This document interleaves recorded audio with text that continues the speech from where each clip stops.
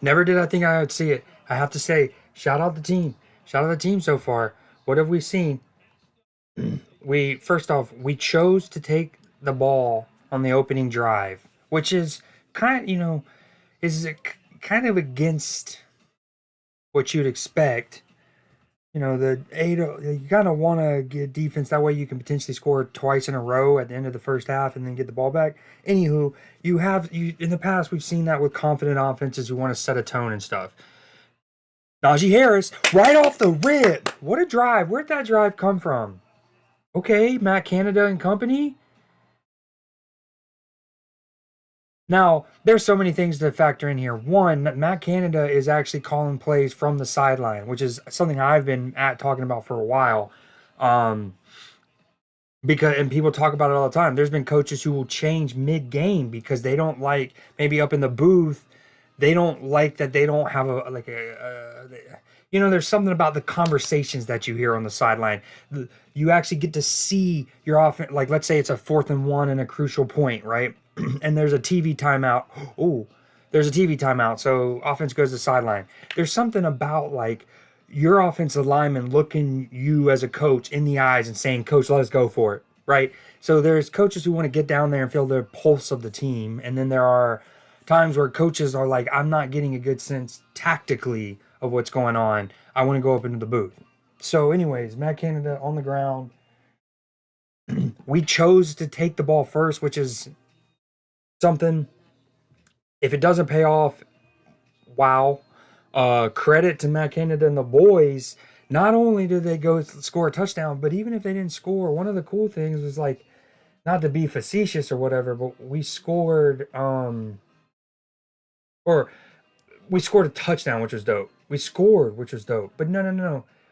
Our offense has been so bad this year. I was just stoked that we had gotten the first down on the opening drive. Once we, boom, got that first down. Not only did we get a first down on the opening drive, we converted a 3rd down to do it. No way. Never thought I'd see the day. Darnell Washington got a catch? What? Najee? Let's go. All right, so today I've been trying. I have shirts on like 6 different places on racks here and a closet here. So the last 2 days I've been taking all of my shirts and stuff off of racks and putting them and then going through them and like getting a collection of them ready to take and give away, Goodwill, whatever. Um, and then obviously reorganizing the ones that I want to keep. So I'll be right back. I'm gonna go in shirts.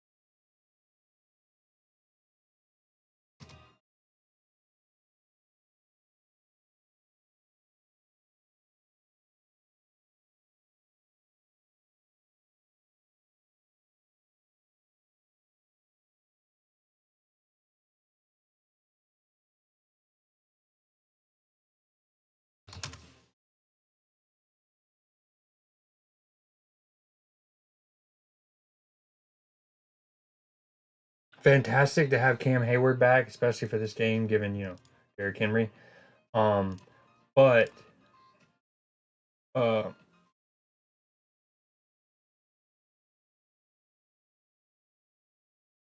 it sucks not having Minka. It really is a bummer not being able to have a freaking game where we can have both, like the whole defense. It's been like that because if you go back to early, like last season, right, first game of the year, um, TJ gets hurt for a month and a half, 2 months. So it's the way it is. It is a tough, tough, tough sport.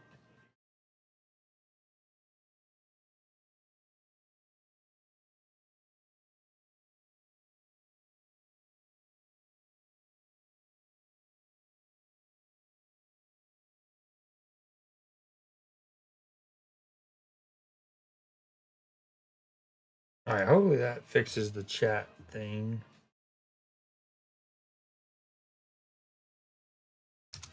All right, 1st and 10. They're on their own 10-yard line. Come on, defense, get after it. Oh, I like what we did there with Highsmith. Good stop, D. Um, you know, when you have two edge pass rushers, it's so easy to just visualize one on one side, one on the other, right? Bookends. We also know great defensive coordinators and great pass rushers get they like move there. That's one thing that you could say as a critique of TJ Watt is he doesn't get moved around a lot in the sense that he doesn't get line up in the A gap or he won't line up on the left like Micah Parsons will do. But we do. I mean, TJ does move around. I mean, we saw his intercept. Oh, speaking of him, oh, he was getting close to Will Levis. Smart decision by Will to just check it down there on 2nd and 9. But flag. Uh, anyways, Micah, you can move him around. TJ got an interception last week against the Rams, so it shows, that. But he's typically plays on the Steelers' left-hand side or the offense's right, right? Anywho, right there on that first down, we had TJ still there, but Highsmith was essentially lined up over the right guard. All right, I'll be right back. I got to change shirts. Actually, I'll wait for the next commercial break. It's interesting how DRM works, which is like digital. Oh, do they call a? Oh my god, they call a roughing the passer on TJ for that? I guess because he like followed through. Damn, they were about to have a 3rd and 3 from their own 16-yard line instead of 1st and 10 from 30. Good defense so far, and don't. I mean, he's gonna get some yards. I actually saw a stat this week about Derrick Henry where it's just like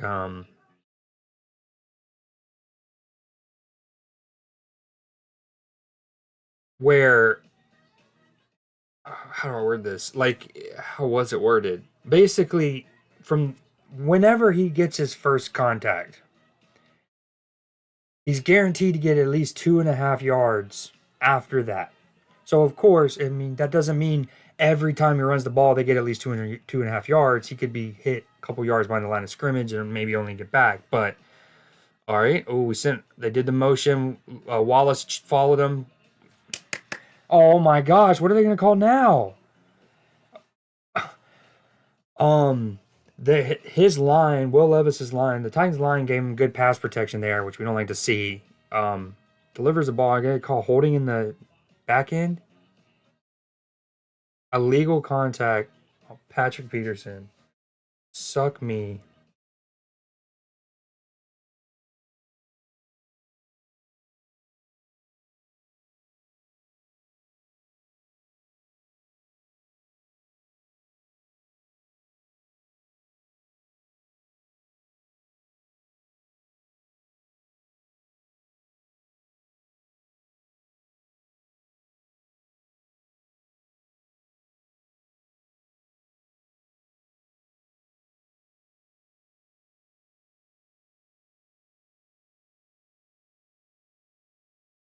Okay, 1st and 10 from Highsmith.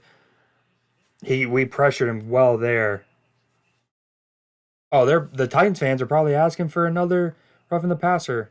Oh, I don't like to see Highsmith wins, gets pressure. Will Levis actually has to step up in his pocket. It's great pocket awareness and footwork by Levis to feel that on his backside and just step up. But someone else had one up the middle, kept the pressure up. But Highsmith looked like he had a little gimp. Alex Highsmith reminds me of Alex Oxlade, Chamberlain, the like freckles. All right, 2nd and 10. They're on their own 40-yard line. We're 8:18 left. Is the game cast? How far away is the game cast here? Excuse me. So I'm at third down and 9, right? Yeah, third and 8. Okay, we're about close. The timer. So the game cast is pretty spot on. It looks like, but the that scoreboard at the top is what's a little traily.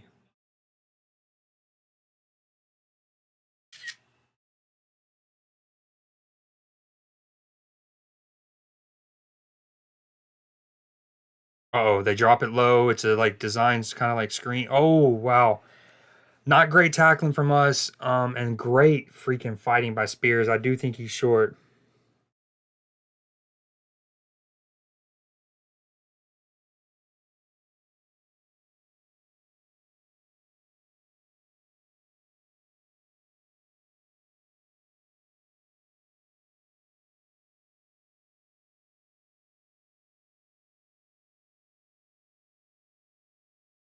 All right, fourth and one. Wild Henry. So they got it. They direct snap to Derrick Henry. Woo, boom. He gets the edge on us. It looked like two Steelers. One. So I thought the Steeler who had the best chance to make the tackle, I think, was Cole Holcomb. It was, and oh man. So I think Keanu Neal actually effed up Cole Holcomb there a little bit. I like Keanu Neal, but so Cole Holcomb's there. He's trying to like strafe and waiting to like make the move to go with him horizontally. And it looks like Keanu Neal puts his hand on the back of Holcomb a little bit, maybe to push him forward. And I think it's right when Holcomb looked like he was trying to strafe horizontally, and it caused him to stumble. Uh-oh, keep your edge there, Joey Porter Jr. Well done. Damn, I mean, so there's bad and good in that play right there by Joey Porter Jr. They run the ball and it kind of all gets collapsed, and then we have bad gap containment. Face mask on. Oh my! And then there's an extra bad. This whole drive has been aided from penalties. It all started with they would have had a third and 3 from their own 16, and they give them the roughing the passer on TJ. I mean, it is a pass interference on Joey Porter Jr.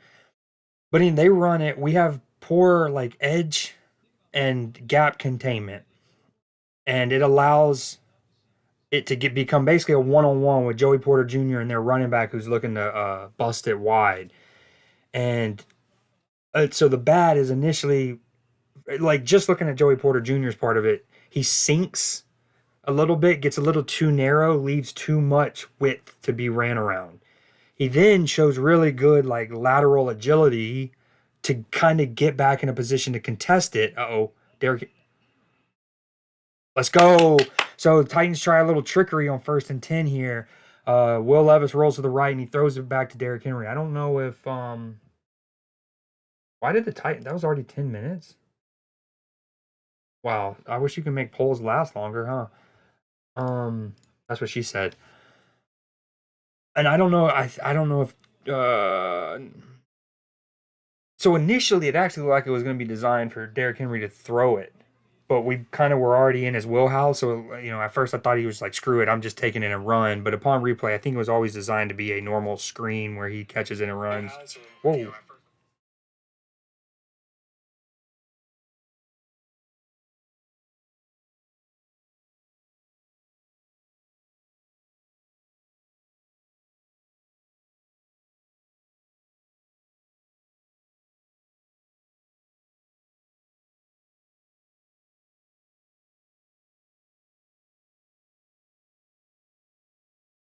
I was talking about it with Matchy the other day.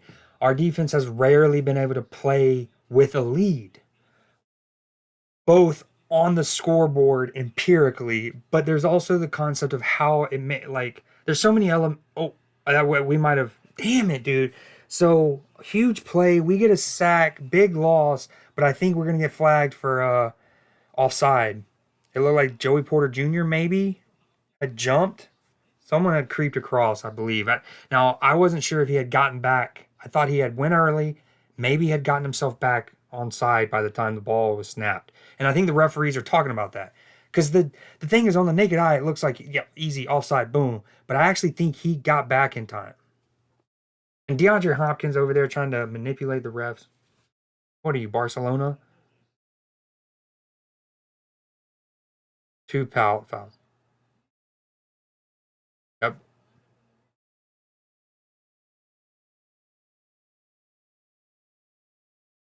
How many flags have we had in this game? And I'm not saying they're all wrong or whatever per se.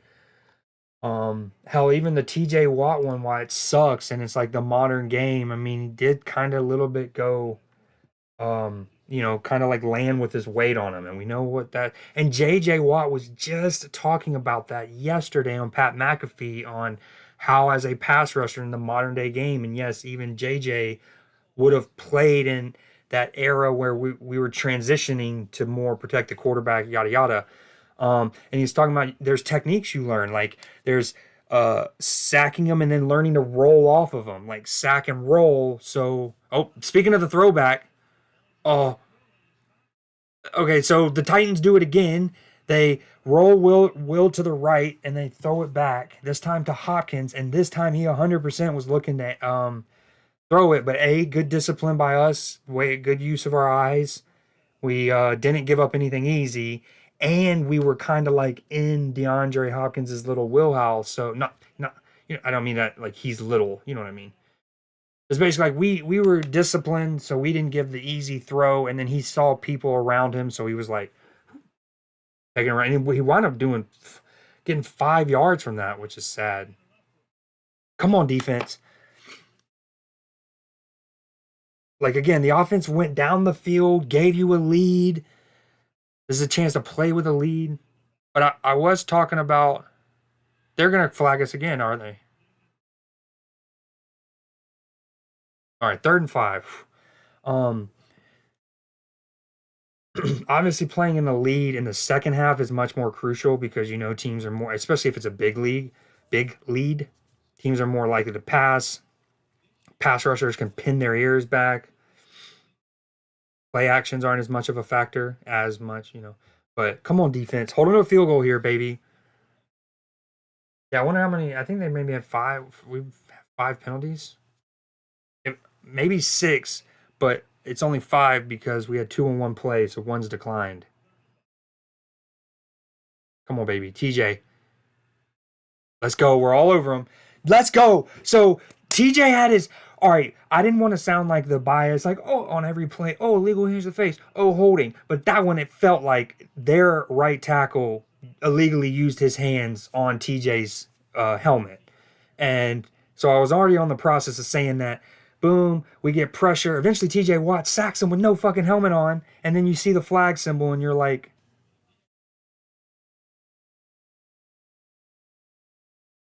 illegal hands to the face. The dude, oh my gosh, TJ Watt, the dude literally forks TJ's face mask and takes it off. And TJ just like, let me go get this sack real quick. He's a beast. He's a fucking beast. Very superstitious. All right. Will it show me the penalties? We got 3 minutes left in the first quarter. Very superstitious. The writing's on the wall. Come on, miss this. Yeah, 5 penalties. I call that. It wasn't really that hard to track. 5 for 45 yards, and then there was a 6, but obviously same play. I can't believe I had 8.3 yards per play. What? What? Let's go, baby. Big stand by the defense.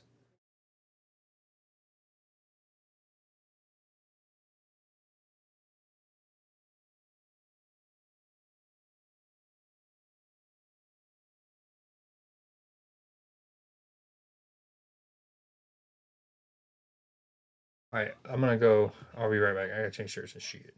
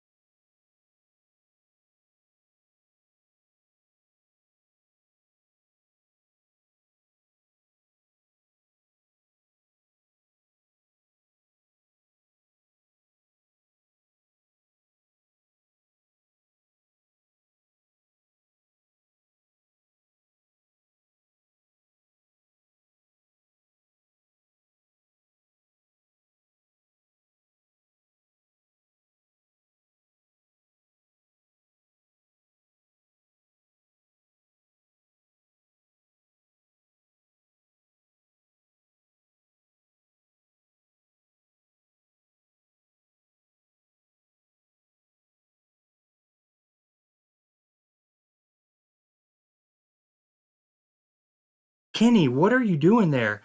Our second drive, okay, it's 2nd and 8. It's a pass play. Kenny's rolling out. It's one of those that, you talk about like with Will Levis last week, a good offensive coordinator um, gets your quarterback some easy throws at the beginning of the game, right? They move the pocket, they move the launch points, right? They get him into a rhythm, build him some confidence. In fairness, Matt Canada just did that.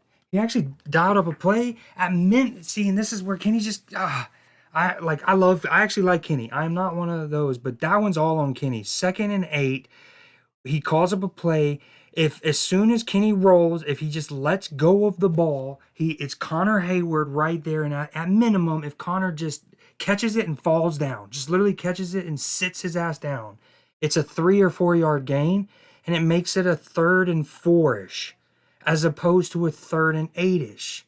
And if any team in the league, dude, that's 2 plays on Kenny. That's 100% 2 plays on Kenny. I have been the biggest Fire Canada, but wow. 2nd and 8, just throw it. Just throw it into the flat. It's there. You move the pocket, easy throw, get 3 or 4 yards, have a 3rd and manageable. And he doesn't throw it. He holds onto it for an extra step. Second step, I even think. I then think he pump fakes it. Then he eventually throws it to him. So it's like, I always say, I mean, anyways, it's just like one of those where it's like, just throw it, you get 3rd or 4th. He doesn't, he waits, he hesitates, he even pump fakes. He eventually throws it to that person, and it's like a ball at the kneecap. And so, first off, that person, who I think was Connor Hayward, was already more covered because it was some 2 seconds later. So he's already more covered. Plus, it's a throw at his kneecap. Like, it wasn't even close to being caught, right? But it's one of those, throw it right away. He can catch it and maybe even gain a couple yards, right? Because it's early enough. They're not right on top of him. A good ball, good placement, he can turn upfield. But even a bad ball and just like it flat, just catch, boom, 3, 4 yards, 3rd manageable. All that said, that was on 2nd and 8. All that said, 3rd down, 3rd and 8, because he didn't take that, whatever, we get 3rd and 8. Canada dials up another good one. George Pickens on just a simple like 5 yard drag. It's 3rd and 8, mind you, but it's one of those where the play design has cleared out the right hand side there for us. George Pickens is running from left to right on a drag. Kenny overthrows him. George Pickens, a freak with a huge catch radius, even jumps and tries to he still gave an effort to try to catch it, and it wasn't even close, which should show and speak volumes on how overthrown that is when George Pickens actually gives an effort, and it's still way over him, right? So, anyways, back to back really poor plays from Kenny Pickett. You like for him to just let it go on 2nd down, and then on 3rd, yes, I shall add the caveat on that 3rd down throw. He was having to move. That was a throw slightly on the run because he had to step up in the pocket, and he does that well. He slides up. It's good footwork, good pocket awareness. He sees the route. The route's there. And it's one of the, I say it's about a 5 yard drag route in a 3rd and 8, but it was one of those. The right side was cleared. A good ball lets Pickens catch it on the run. And not only is he getting the 8 yards for the 1st down, he's likely getting 15 plus before has that second wave of potential tacklers. And we all know how dynamic George Pickens can be. He has he has 2 touchdowns this year where he's caught it at about, basically he's caught it, ran with the ball, and had to make someone miss about 15 yards down the field, and he's done that. Last week, he hurdled 2 dudes. So, anyways, really bad from Kenny. Poor decision on 2nd down, and then an overthrow on 3rd down when he has Pickens for at least 15 yards. Least.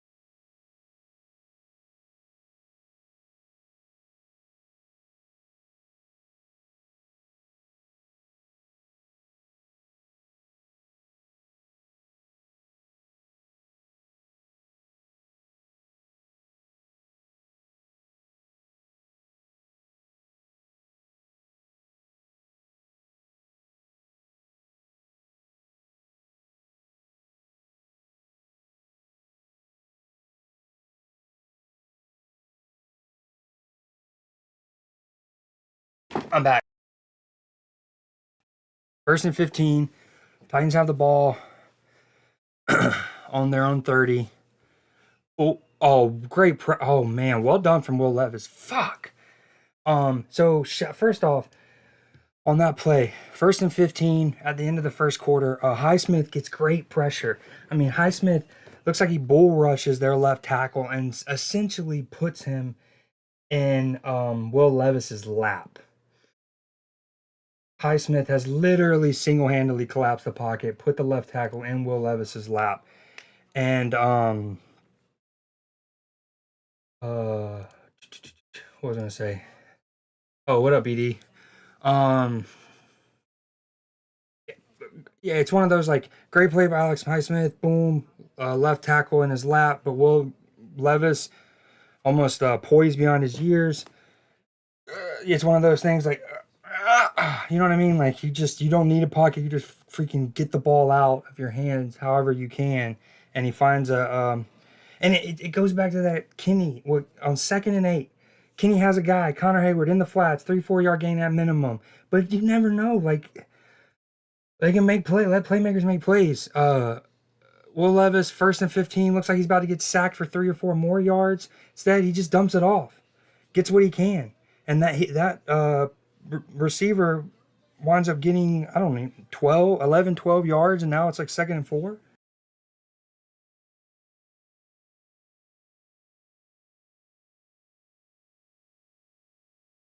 Yeah, like people will definitely talk about the miss to Pickens because that one's obvious, and the replay shows like Pickens going up for it and it being way over his head.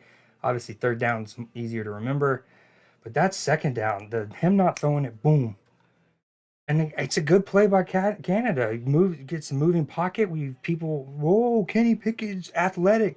He did the fake slide like 2 years ago. Let him move. Canada let him move. Throw the ball. Yep, 11 yards. 1st and 15. It went from Alex Highsmith getting a sack, and Highsmith didn't like whiff. It's just great play by Will Levis to absorb the left tackle in his sternum. Boom, dump it off. Guy takes a 4 yard and just squirms his way up for 11.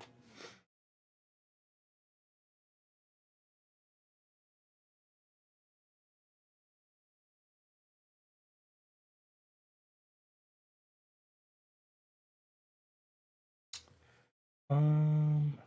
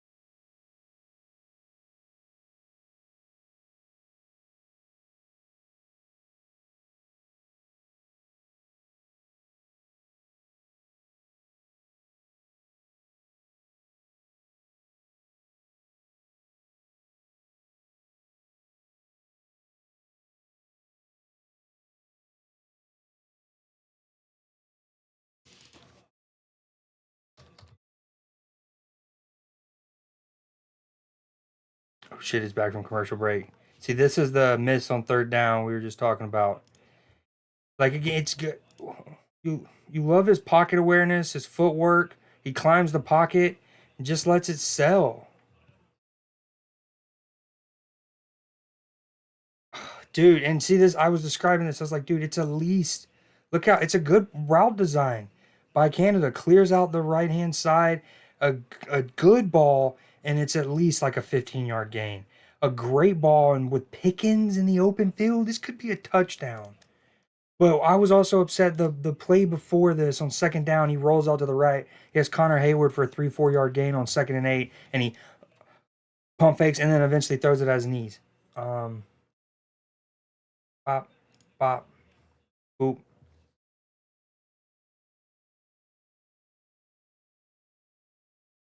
Let's go. Held him to a forced a punt. Oh, oh, Austin.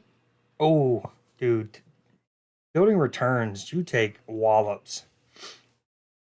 Calvin Austin did well to get some yards. He's probably got at least 10.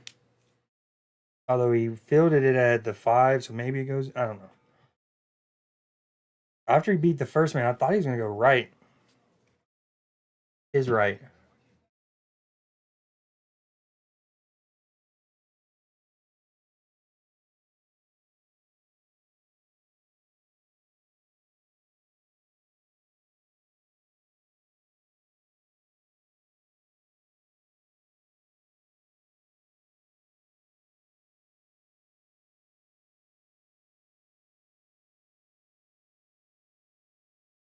Let's go. But that's all right.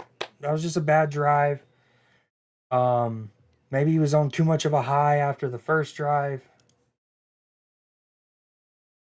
It'll help if we can run the ball well on these first two downs. We do hand the ball off to Najee. We get about 2 or 3. We do one of those like hand it off, we're in the gun, hand it to Najee, and then Kenny fakes like he's throwing a screen, but the ball's already been handed off.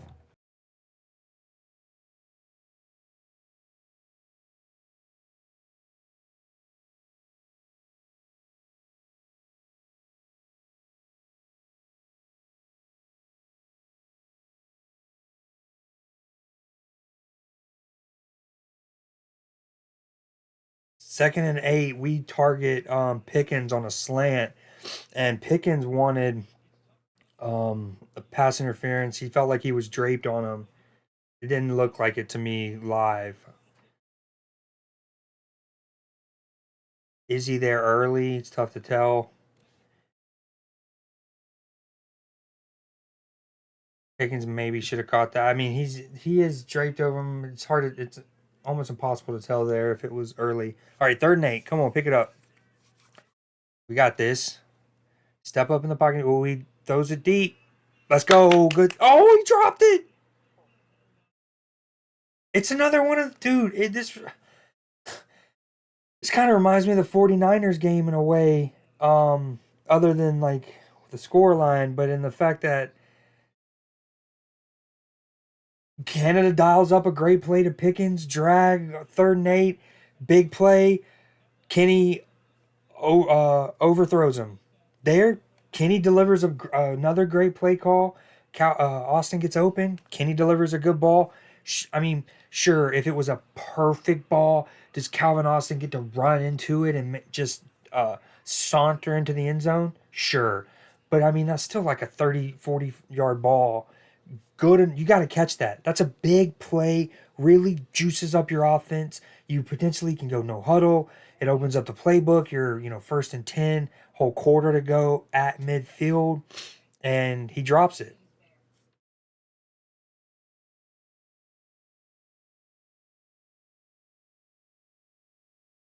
Oh, that's harsh.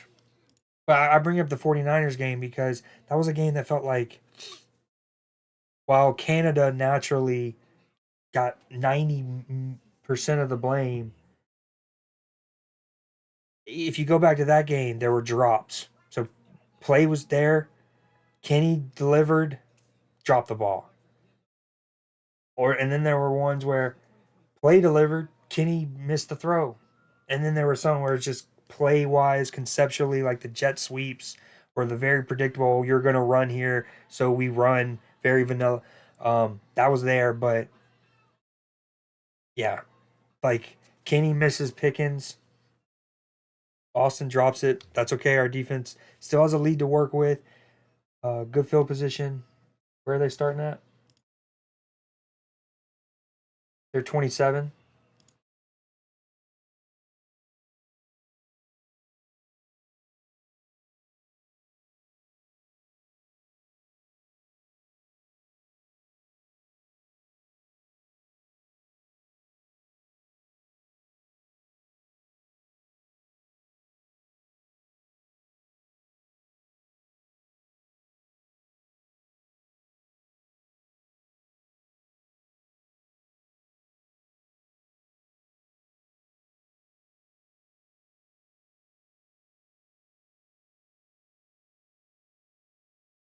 This is what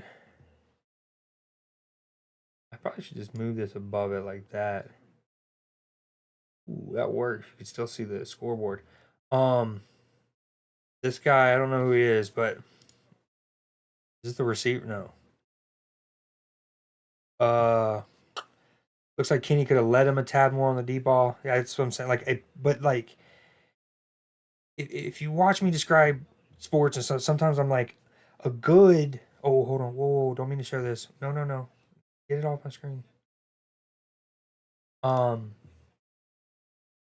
I'm like with the Pickens one, I described it as like a good ball and it's at least a 10, 11 yarder. A great ball and it's at least a 15 yarder. With the Pickens drag, right? Sometimes there's the perfect throw that truly, they don't have to break stride. You throw them open, throw them away from a defender. All right, they got first and 10.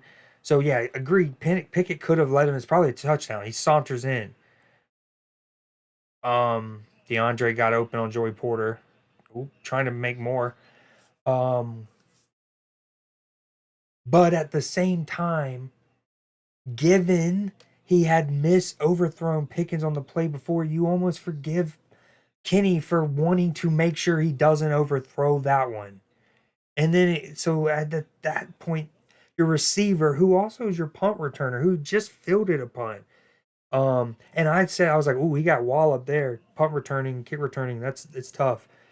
Maybe he's still shaking up a little bit from that, but you got to make that catch if you're Calvin Austin there. All the talk about our offense. Look at that. Derek, goes back to what I was saying early in the game. On second down there, Derrick Henry runs the ball and he gets not just contacted, well and truly tackled about 2 yards from the line of scrimmage. I think they gained 6-ish. And again, not contacted with where he could like stiff arm or like lower the. No, no, no. Well and truly tackled. He is the, you know what I mean? Like he is tackled about 2 yards from the line of scrimmage, but he is just him and the mass of the inertia of it all gained 2-3 extra yards, and now it's a 2nd and 6 instead of a 2nd and 8. What a beast, dude.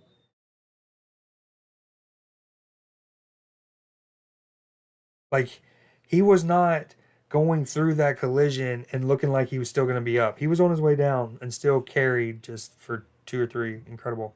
All right, 2nd and 6. I can send someone in motion. Will in the shotgun, play action. We got pressure right up on the rip. We send a blitz up the middle. Oh, ball's out too, maybe. I think it's I can't pronounce. No, I forget how to pronounce his name. It's like Ojin Wobi or something. Maybe. Who's that? Oh, Golden? Question mark. Yep, it was Marcus Golden.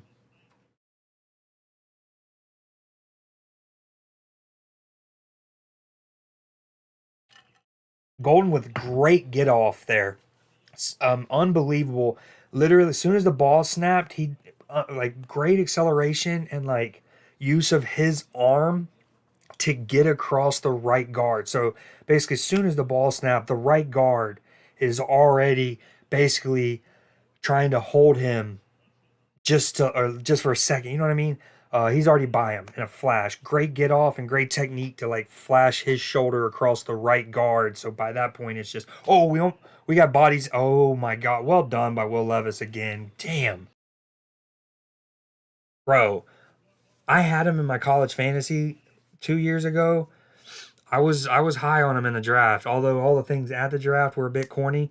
We get pressure on him. Both at his like two people. First, someone gets pressure and he actually kind of just it's the subtle things. It's what Tom Brady was so good at, that people like didn't give him credit for in terms of like mobility is just sometimes you don't even sometimes there's the well and truly you stepping up in the pocket, and then sometimes it's just like sliding a little bit. You know what I mean? Just like whoop, scoop. But you might not even move your feet really. You just move your shoulders. Anyway, dude, my chair is so annoying. Um, but yeah, shout out Will Levis on that play. We get pressure initially, boom, and he kind of rolls by it, And then another one is basically tackles him as he's letting it go, and he still finds a guy who had gotten open in the zone coverage for 3rd and 13, and they picked it up.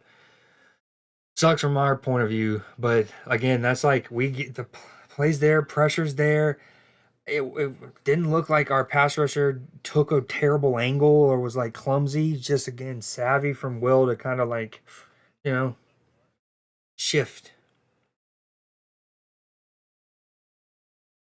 All right, 1st and 10, 10 minutes to go, almost 11. TJ Watt looking hungry, just switched his footwork. Oh, they're running to away from him. Derrick Henry's a big lad.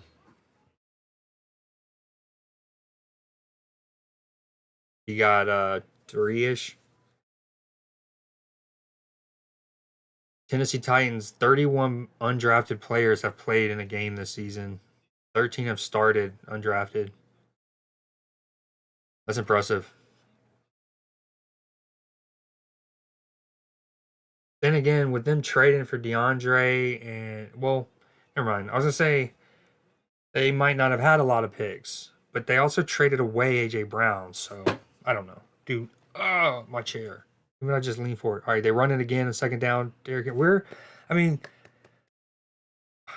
shout out our lads. Like every run it's been tough sledding for them. We're except for that one where Joey Porter got the face mask. We've gap contained well. We've had bodies to fill holes. Pause. So 3rd and 3, that's a badass jacket our coaches have. There's a jacket and then there's also a hoodie. It's like a dark brown. Shit is clean. I want that. Oh, damn. Touch him, touch him, touch him. Okay. Oh, I see what he was trying to do. That's savvy from Patrick Peterson. So 3rd and 3, we have his own coverage. DeAndre Hopkins basically just flares out into the flat and find him easy first down conversion for him, but he falls down. Uh, and so I'm over here waiting on Patrick Peterson, who's our closest defender, to go touch him down, but he doesn't. And it's because he was waiting for almost DeAndre to like get up because it's like, oh, I'm not down. I'm gonna go make a play. And but it's because Patrick Peterson's trying to peanut punch it out. It looked like he was waiting for DeAndre to be like, oh, I'm not down. I get up, and then now he's not down, and I can fumble it. And then even when he punched it, the ball had come out of his arm, and DeAndre trapped it on his other thigh. Oh, we're showing blitz. Are we sending them? 1st and 10. They're right outside our Steelers red zone, 25. They run it to Deion. Ooh, fucking Derrick Henry. Sorry, I can't. Ooh, that's uh, that was It was almost like we expected a pass. They handed the ball off. I don't know if it was a draw. Is that a no? Um, Great footwork and vision from Derrick Henry. He has to kind of like go right and then hard left. Unbelievable footwork. Good tackle in the end by KZ, who's having to fill in for Minka. I know everyone has injuries, but man, that touchdown that they had last week, the Jaguars, where it's just over Casey's head, it's hard not to think that Minka doesn't allow himself to get that sunk. Good tackle. They run the ball 1st and goal. Derrick Henry, he does get a good 3-4 yards, but for a second, it looked like it was about to be a touchdown.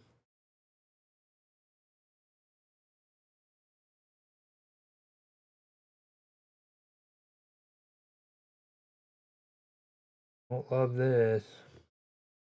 9 plays, 70 yards. They're moving at will. It's a bummer we haven't had our full strength defense. Get Cam back, lose Minka. All right, ball up, hold them to another field goal. That'd be huge. They play action, roll out Will to the left. TJ, ooh, good help defense there. Play action, they roll out Will to the right. TJ's one on one with him in open space, and ultimately TJ tackle brings him down, but it was 54 who I'm forgetting who helped tackle him.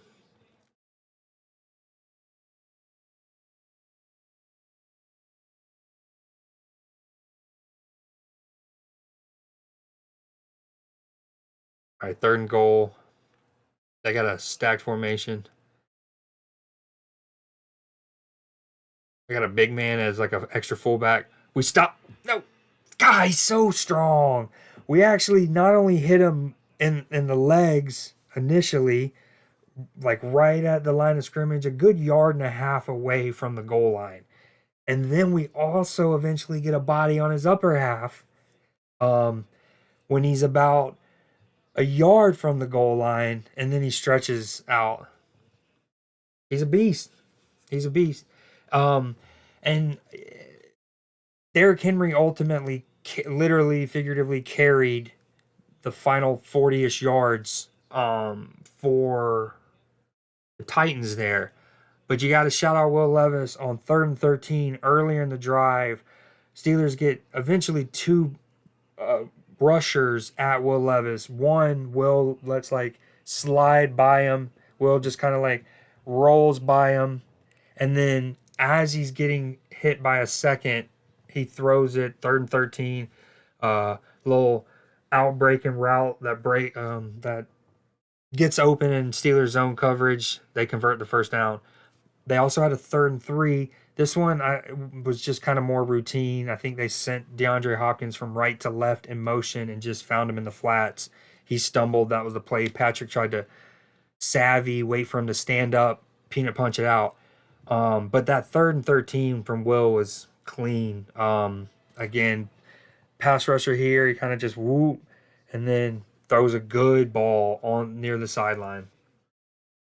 And then there were a couple other ones that weren't as like crucial, but he kind of still had to be strong in the pocket, knowing he was going to get hit as he delivered the ball.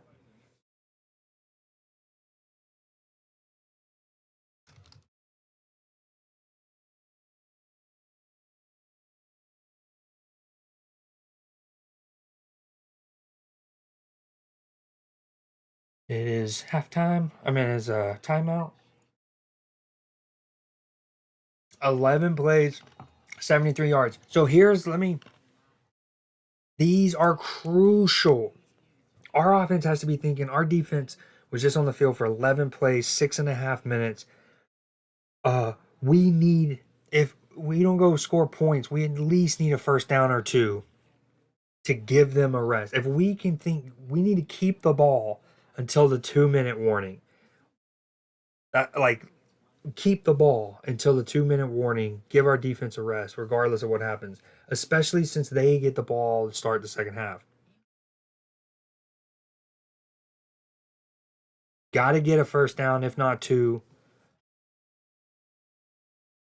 Give our defense a rest. I actually want to start timing this. So I've already missed it. They've kicked a field goal. We've been in a timeout break. Let's call it 9:20 Eastern. 9:20 Eastern. It's been 2 minutes since they scored that touchdown. Fair to say. Probably a little longer, but we'll call it two. Say 9:20.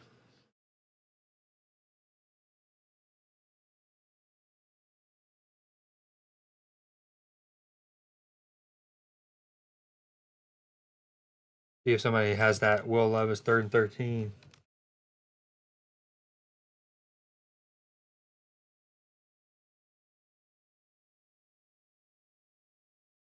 Um, this was that play. Hold on. Whoa.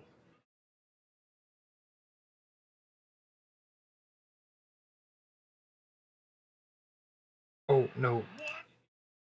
Oh my gosh.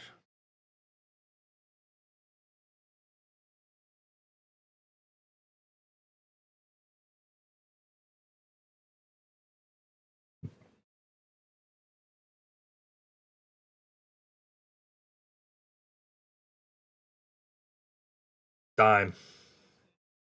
Sorry, it's stuttery. I got a lot going on this computer.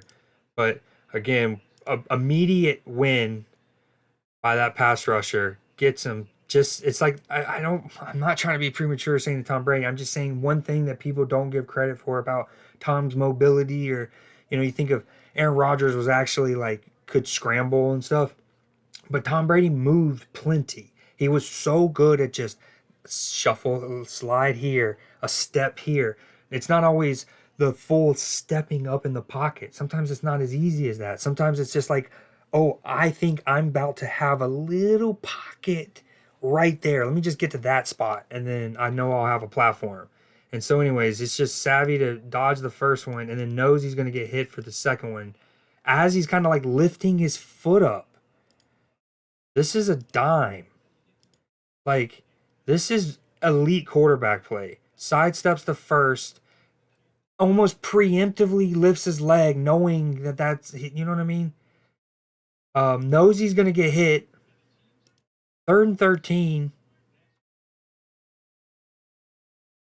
Unbelievable play by Will Levis.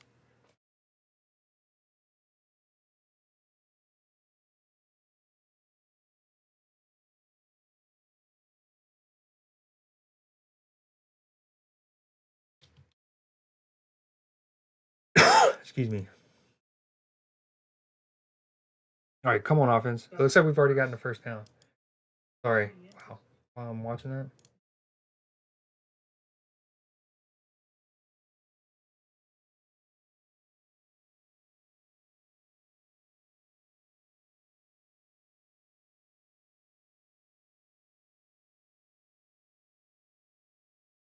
All right, we're throwing a screen to Deontay Johnson, 2nd and 2. He gets the first down and then some.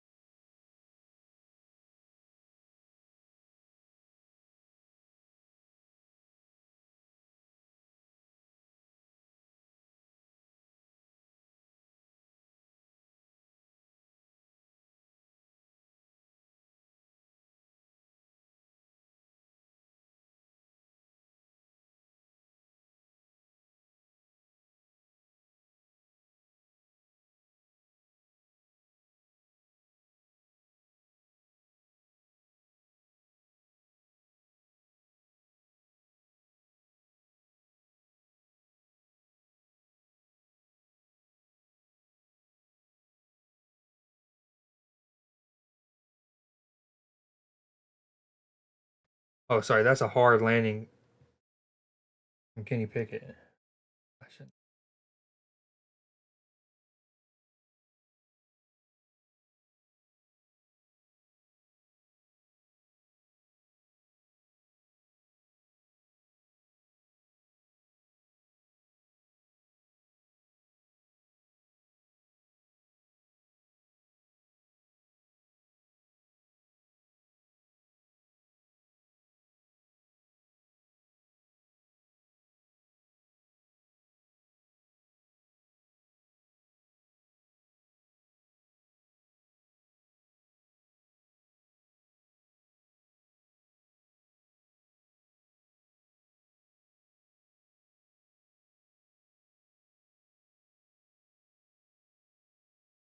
All right, sorry, I've been a couple things came up.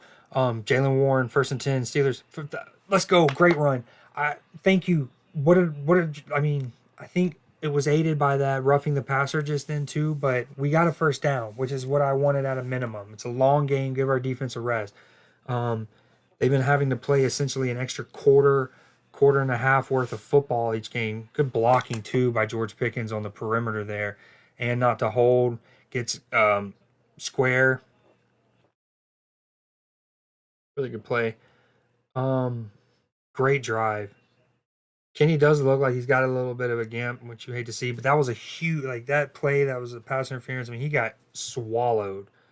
I'm not even saying it's necessarily a right. Like it was a roughing the passer, but it looked like, you know what I mean. It could look bad. It could be him getting swallowed and not be a penalty.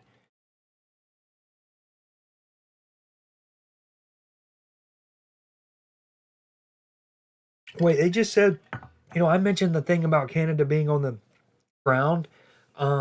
They just said in the commentary that this is the first time in his entire coaching career That seems nutty. Seems nutty, nutty.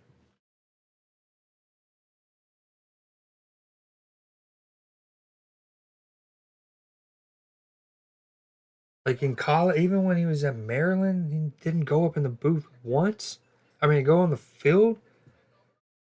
That's that is it honestly explains so much. I'm not even saying one is inherently better than the other one in terms when it comes to being an offensive play caller. But as a coach, I talked about it earlier this stream, there's that certain element of like just feeling the pulse of your team, the confidence, seeing people like face to face. 4th and 2, late in the game. Nowadays, you have analytics tell you to go for it, tell you to not go for it. Certain situations, I would like to know that information so I can factor it in. But at the end of the day, if I'm a coach, and let's say fourth, it's a big fourth down, crucial field position, crucial time in the game, score. Let's say a TV timeout comes, call or we call time, whatever. My team's able to come over to the sideline, and I'm a coach. Part of it is asking them first. What do y'all want to do? What would y'all prefer to do? And then you know what I mean? Like that. There's a certain tangible thing that I feel like being on the sideline, at least some in your coaching career, every other game, whatever, to just get that instinct, see in their eyes that like they're confident, like let's go for it, or our defense is playing well. Let's, you know what I mean? Some dudes just don't have it that certain day, but I'm loving, dude. Look at us go. We have we're probably gonna break. I don't want to jinx it, but we might break 300. I definitely don't want to jinx it. We're only at 140. But that is awesome.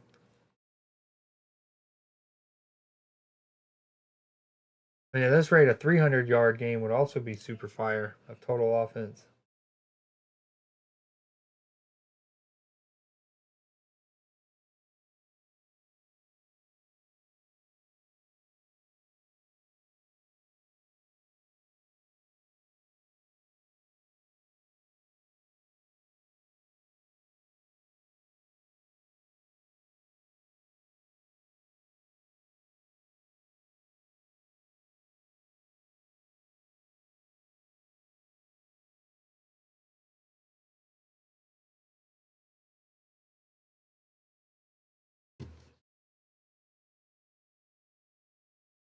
Second and goal, we throw. Oh, ball comes out eventually. Um, that one felt a little weird. I like that we target Pickens at the goal line. Um, I need to see a replay of it. I think Kenny Pickett maybe the ball placement could have been a little bit better. And those are one of those where ball placement really like, and ball placement people are like, oh, accurate ball. And no.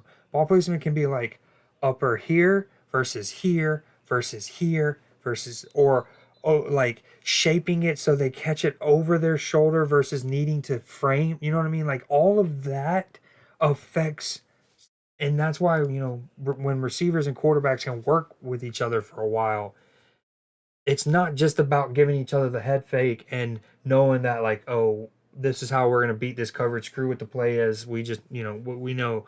There's also just the um this is how he delivers the ball on this type of like route tree, right? This is how he looks to frame it. This is the window he sees. Because sometimes a receiver can be like, oh, I want it like this, and then the quarterbacks might like that. It's tougher to frame that throw that way because of the windows and whatnot. So, um, yeah. Anywho,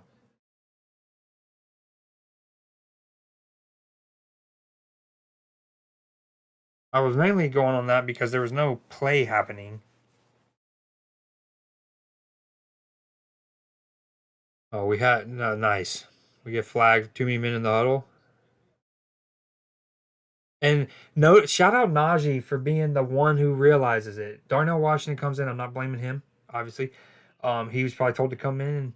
But Najee looks and goes, and he almost like duck, duck, goose starts running around the circle of our offense in that huddle, like one, two, three, like, and then we got too many. That was funny.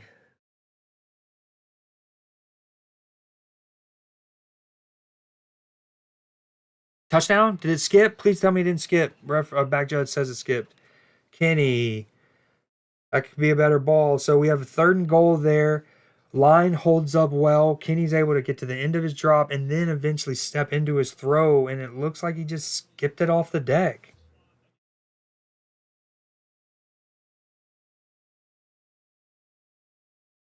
Now, again, some well, first off, he has what's his name in the middle. They're showing the replay now. I know backseat quarterback and whatnot, but um, it's almost like we had two posts there from the right bunch of receivers, two posts. Middle one looked there, belly hit him in the belly, carry it in. Allen Robinson on the deeper one, the like further layered one, is also there eventually. Maybe Kenny is throwing it, and I just was talking about ball placement. Sometimes maybe I am obviously throwing him a bone here because I like to think that wasn't just a pure arm strength thing. Maybe his ribs are still sore, so he really can't deliver those balls. I mean, he can do a lot of the other throws, but that particular one could. Let's assume that it wasn't an arm strength thing. That's a ball. Sometimes the ball placement is I don't like that's a protecting your receiver, right? Like he's making that uh, deeper post. If you throw it up and where he catches it up, you leave him. Not only is that susceptible for the it to be broken up, so it's incomplete, but you also don't want it to be a hospital ball for your receiver. And so he's trying to throw it to the receiver can catch it safely. But again, I think I'm giving him too much of the benefit of the doubt. Could be a combination of both. It could be he definitely wanted to throw it a little lower so Allen Robinson doesn't get his head taken off and he can catch it safely. But the ribs, man, he didn't get enough on that.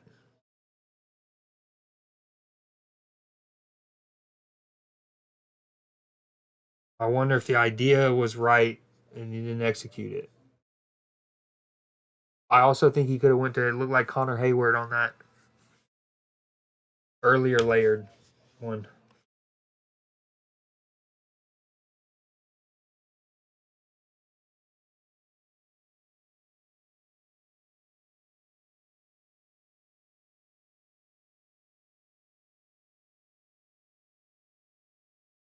I want that Will Levis play was I mean, again, it's not just the step, it's that lifting of the leg, throwing it kind of off one foot, then gets hit in the yums, not in the yums, but like for a quarterback, that sweet spot.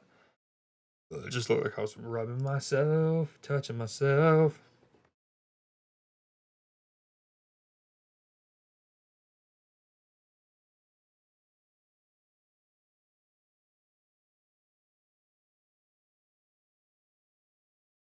All right, since I don't have the chat up right now, we'll go Gamecast. Bigger. Bigger. Gamecast. No, you got the Dreamcast and you got a GameCube. Man, I said I got the Gamecast.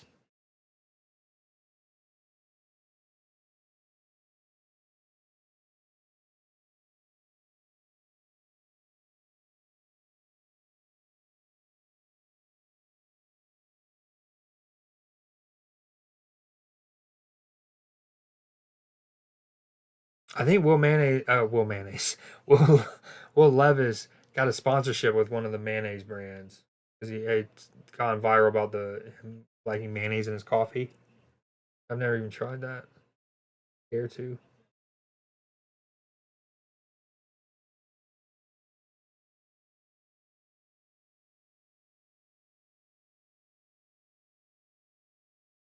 Mm. Nope. Good tea so far. Whoa, careful! Someone just came in like a fucking missile.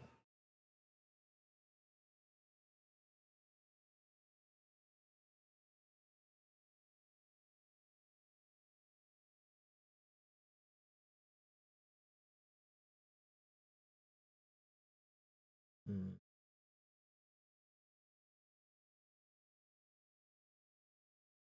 Oh man, I gotta do all that. Hold on. I'll do that later. I'm trying to make it. I was trying to set up a different chat one than the one I already had. That way I can change the dimensions easier. But then I'd also have to redo the properties. It becomes a whole thing.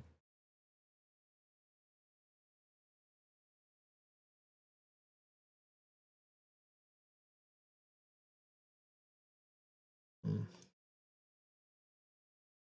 Yeah, we're gonna do this later. Width 1200, height 400. Oh yeah, that's much better. I don't know if I need that much width though. So that's what she said.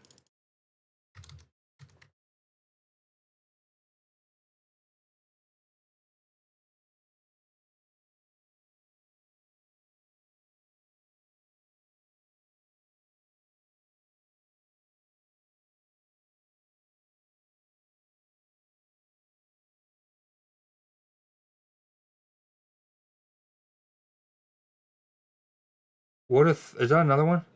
Sorry, I missed. I'm just seeing the replay. What a throw! Did that get completed? What a throw by Will Levis. Not only was that with great anticipation, um, it needed great like arm talent, both in terms of distance and like flight.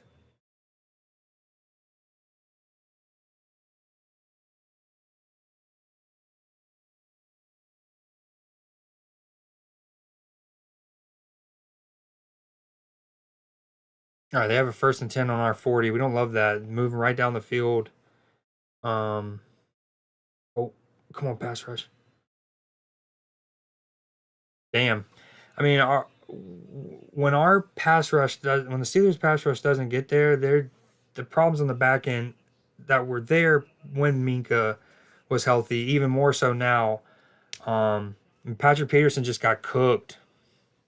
Couldn't stay with him. Didn't have good leverage. Um, and another great throw. It's good. It's just great pocket awareness. That's what I keep taking away from some of this. Will Levis is the right there. He just that subtle shift up and then throw.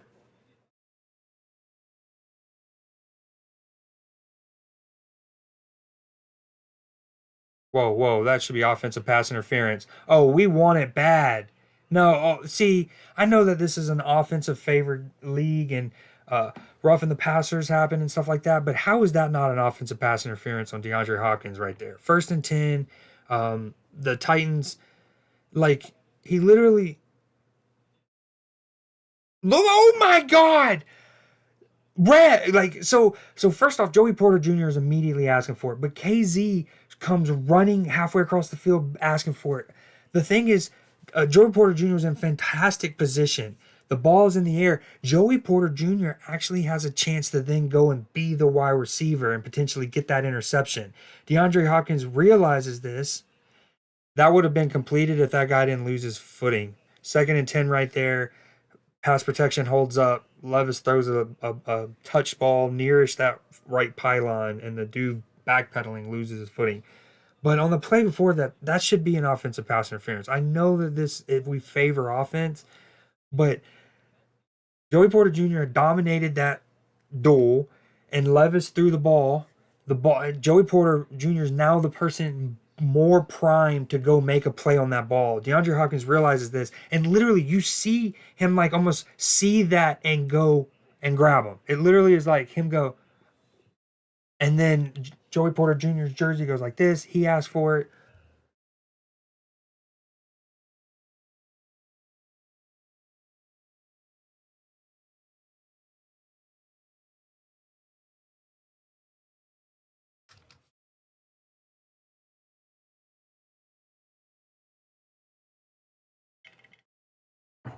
I even think so. Right now, during that timeout, they showed DeAndre Hopkins and Will Levis talking to each other. You know, it's like classic dapping. I got you. I got you. Like or like. But then at one moment, it looked like DeAndre said, "I got you," and I think it was talking about the play where he's like, "That could have been an interception." Yeah, I know. I grabbed him. Good job. Hell, great job by our defense. They moved down the field quickly, and then we bowed up, bend but don't break, made them settle for a field goal. That's twice they've gotten in the red zone, and we've held them to a field goal. That's huge. Um, uh, and we're about to go to half. But some of these like I wish Minka was healthy, and then B, how is that not an offensive pass interference? That maybe potentially takes him out of field goal range, but maybe not. Maybe not. I might be tripping.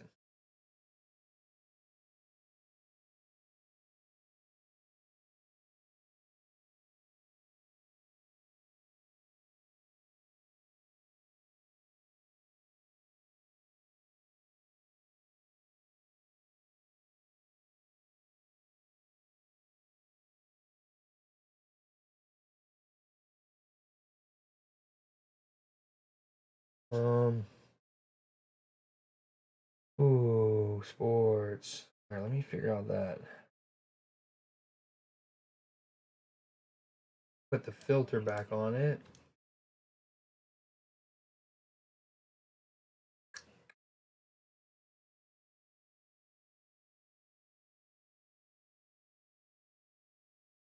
Whoa.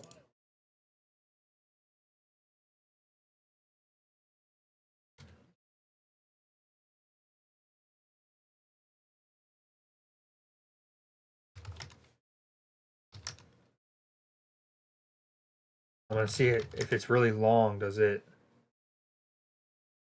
Okay.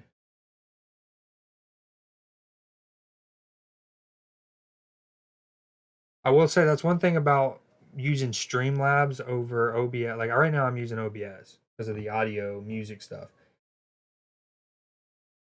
But one thing that Streamlabs made it easier to do was their widgets to have like chat logs and stuff.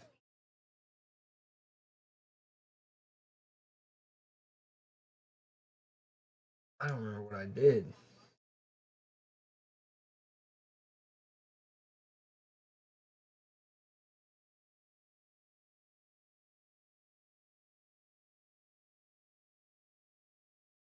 Hmm. Huh.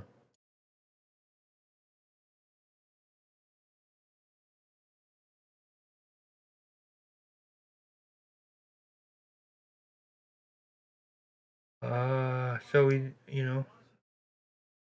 want to make it opaque so you can see stuff behind it. Okay, see, that's what we want. Like even though it's over it, you can still see it. But it's we need it visible, like legible. That should do it.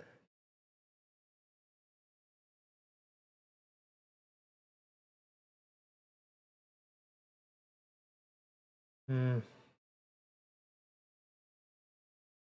We are at halftime, so now's as good a time as any to do this kind of stuff, to be honest.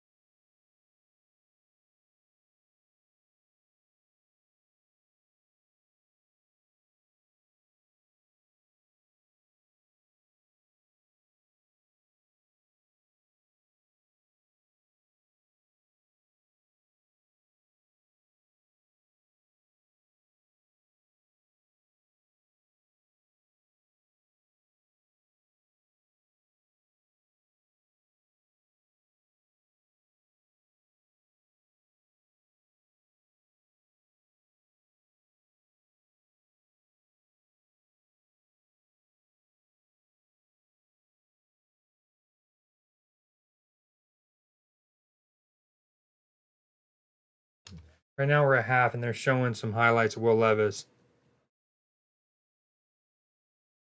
They're shouting out the one that your boys shouted out. Which, by the way, I don't remember the commentators at the time.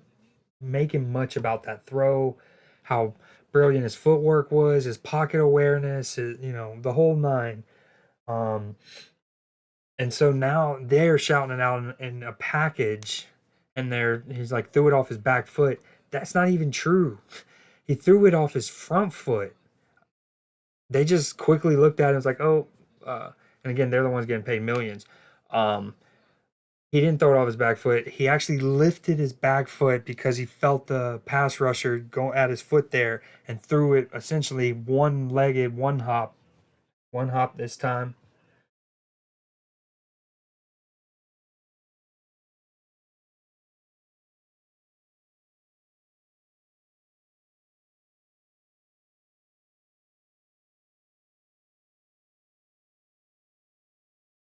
Fitzpatrick's talking about Kenny Pickett. Yeah, missed the third, and they're not even going to probably show some of them. Oh, I missed that one. He overthrew Deontay Johnson on that one, but he on the Pickett one. I mean the Pickens one, yeah, but the play before that, I didn't like the what's it called? The him taking forever to recognize that, like, that's the play I want to go back and look, and you'll see that moment where ball should be out. Boom, rolled out, boom, hit him. And it's pump fake and then throw it at his knee.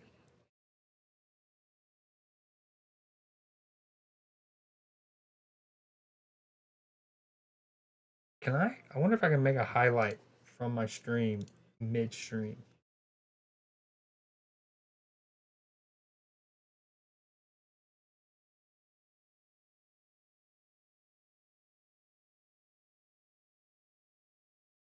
Where was that Will Levis one?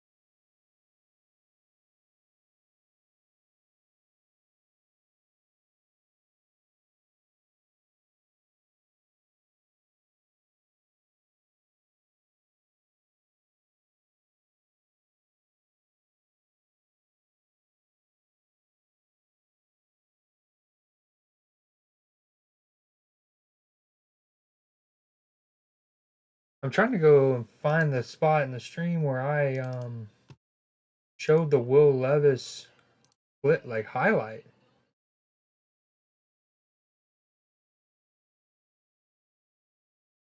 There's like, did Twitch go back and like remove it from a video source?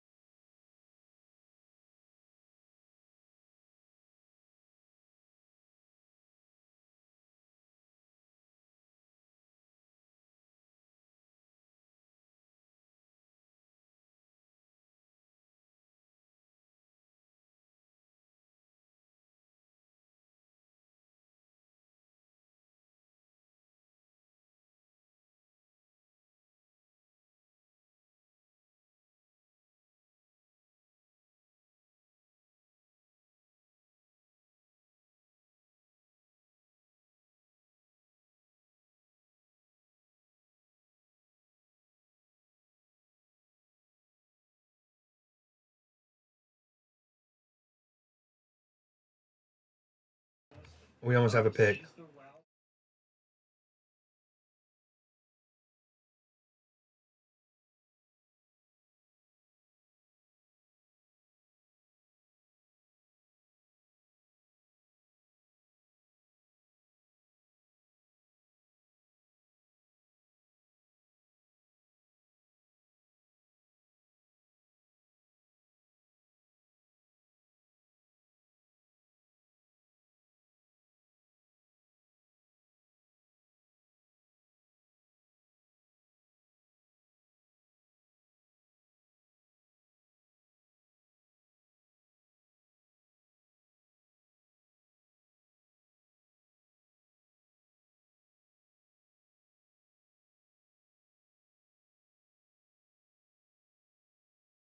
Okay, A, you can indeed make a highlight midstream. That's what I was just doing during halftime there.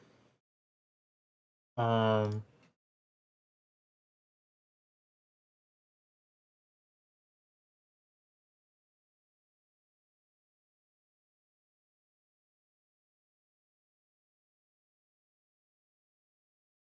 um, so we have Steelers have the ball. The Titans had it initially. Um, Steelers defense forces a punt. Ooh, Najee Harris over the top there.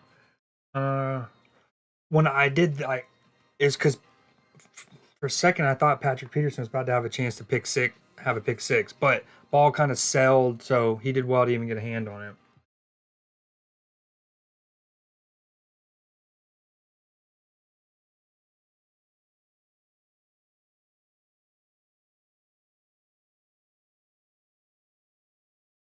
I wish you could make polls last longer in this game or on Twitch.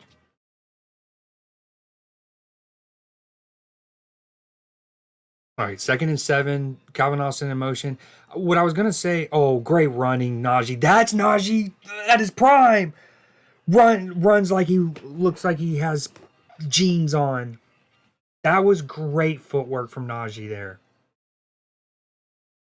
People need to remember for a while last year he was suffering from that like LaFranc injury. That was a great run from the Steelers there. Great blocking up front.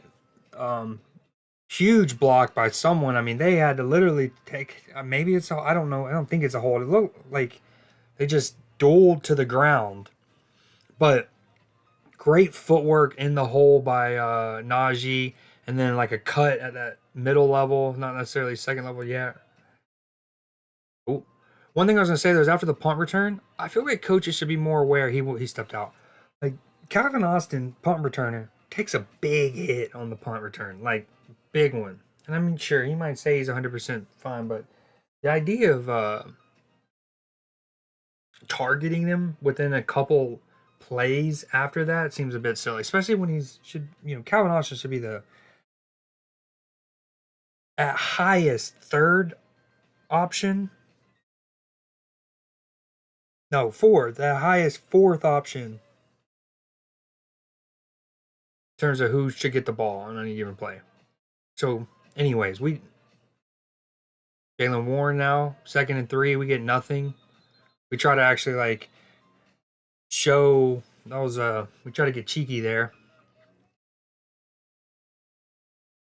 What the irony of that is like for the last couple weeks, the conversation's been get Jalen Warren the ball more. We run better. We pull off more chunks when Jalen Warren gets the ball. Love Najee. It'll come around, but let's get Warren the ball. On there, it's like, dude, after Najee had just had that run, let him get the ball. Feed them while they're hot. Feed them while they're hot. All right, 3rd and 2. 11 minutes left in the third quarter. Steelers snap the ball quickly. Kenny rolls out. Well done. Good catch by Najee. That's what I talk about ball placement. Not great. Good play design, too. We line up, roll Kenny out, throw it to Najee on the flat. But given that type of play where you want your guy to just catch it safely, securely, and be able to just catch it and go down, you're just trying to get the first down. It's like that's the whole play.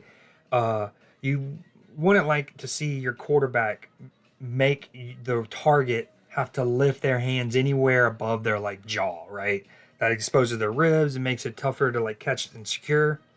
So great snag by Najee because that was roped in there. Good foot. That's all right, boys. 1st and 10, pass play. Actually, good play from Pickett there. Nothing's open. He shows good footwork and pocket awareness to kind of like bounce around in the pocket. He goes through his progressions, eventually moving from left to right, choosing to dump it down to Najee, which was the right choice in that moment. Najee catches the ball. If he just catches it and falls forward, just literally catches and is just height, it's like a 3 yard gain. But he's likely to get at least five ish. And he takes his eyes off the ball. He's trying to run before he's caught it, and it's funny because I was literally in the process of shouting out his catching from the 3rd down conversion. Tough running from Jalen Warren to get maybe 3 yards. Um, yeah, he freaking plucks the one on 3rd down, and then there he blip blip blip blip. Broderick Jones, they're showing on the sideline. 3rd and 8 here. Oh, not on the sidelines. Is he playing right tackle? Damn, Broderick Jones, rookie, left tackle, being asked to play right tackle.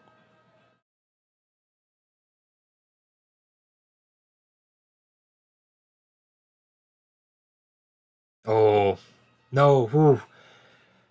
3rd and 8. Oh, flag on the play. 3rd and 8. Pass play. Line holds up well. Eventually, someone does get free and gets pressured. Terrell Edmonds, I believe, former Steeler. Kenny eventually attempts a tough ball. Almost felt like he roped it in there, but it was broken up. Legal contact downfield, I think. Steelers should get a 1st down there. I think that's illegal contact, so I think that's a 5 yarder, but automatic 1st down. Needed it. Love it. Molding. He's more like malding, am I right? I mean, it is past 5 yards. He does well and truly get, I mean, two different moments, but he puts his hand on Connor's chest and kind of, it's six, both with six penalties for 50 yards. That doesn't obviously tell any of the story. Sometimes it could be like one team could have more penalty yardage, but the other one could be like that. It's a five. It's only a 5 yarder, but it's an automatic 1st down. So from a Tennessee standpoint, while it looks even, Stevens, and I'm not saying overall the game is more favorable to either team. I'm just saying on that one, um, if you're a Titans fan, you're like, that's only a 5 yarder, but it's a free 1st down on a 3rd and 8 instead of them Steelers punting it. They're likely, hopefully, to get good play, great decision. That's what we want to see more of. Big Darnell, baby, as a Georgia dog. We want to see Darnell get the rock. That was a good play from Canada and everyone involved. Play action. Kenny rolls to his right. Big Darnell Washington, the Big O as he was called at Georgia because he wore the number 0. I like that's great route design. It looked like Darnell, I think, was on the line of scrimmage, and Allen Robinson is actually like as a tight end, but off the line of scrimmage. He runs a deep route, like a deep corner, to expand the coverage, leaving that space there for Darnell Washington to run into. Boom. Kenny delivers a good ball. That time the placement isn't making him pluck it out of the air. Real great 1st down.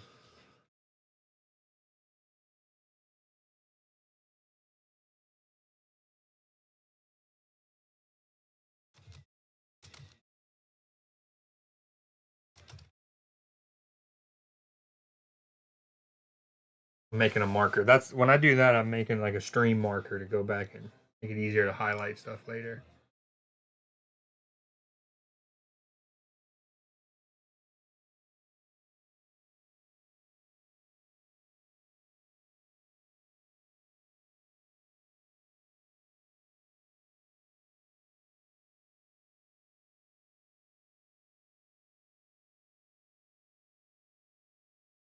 We're at time commercial break right now.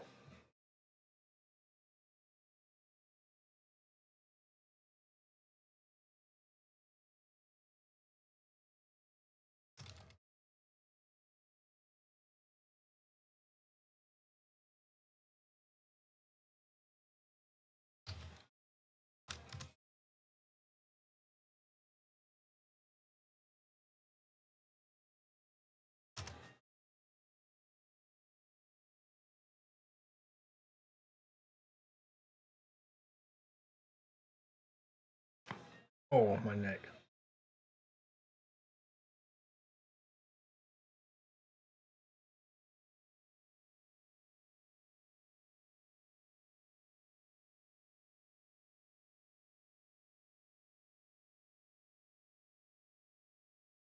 Still a commercial break.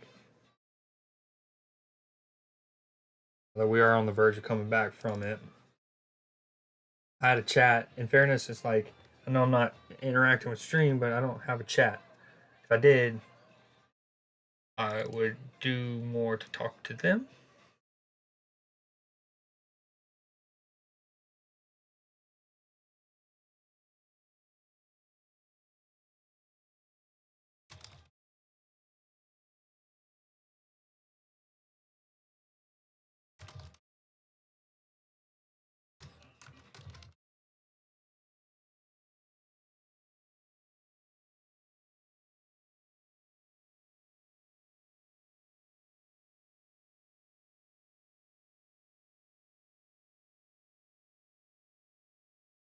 First and 10, we throw it to Najee in the left. Ooh, takes a 10 to 5 Titans to eventually tackle him. Wow, that's a badass saying.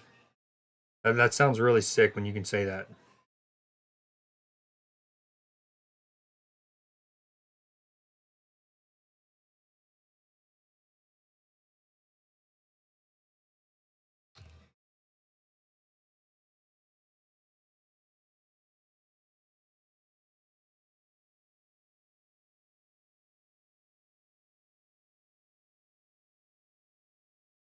All right, second and 7. We do a jet sweep to Calvin Austin. We get yardage. Good yardage, too. Fuck, F yeah. Shit. But see, like, so I know it's like it became almost a running joke. The jet sweep, get stuff. The jet sweep, get stuff, get 1 yard. And then, like, going back to last week, the last two, great block by George Pickens. And the best part isn't like, that's one of those where I think the game's evolved. Like how the game is involved is for the better. That is a perfect example on that play right there, the jet sweep. George Pickens, a brilliant block to truly. So one of the defensive backs for the Titans, I guess, like recognizes it and he fires like a missile. He would have had a legit chance to tackle Calvin Austin for a loss there.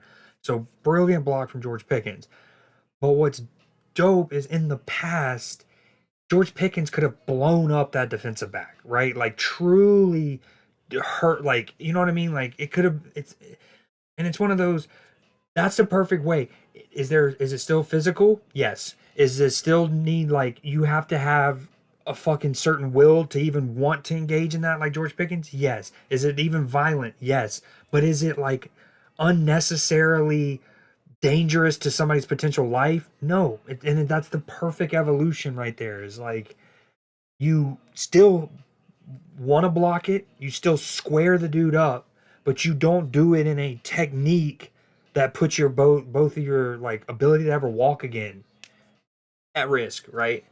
I love that. So Steelers 3rd and 3. Last two plays have been a swing. One was a swing out to Jalen Warren, who did well to pick up. He basically caught it at the line of scrimmage and gained 7 yards.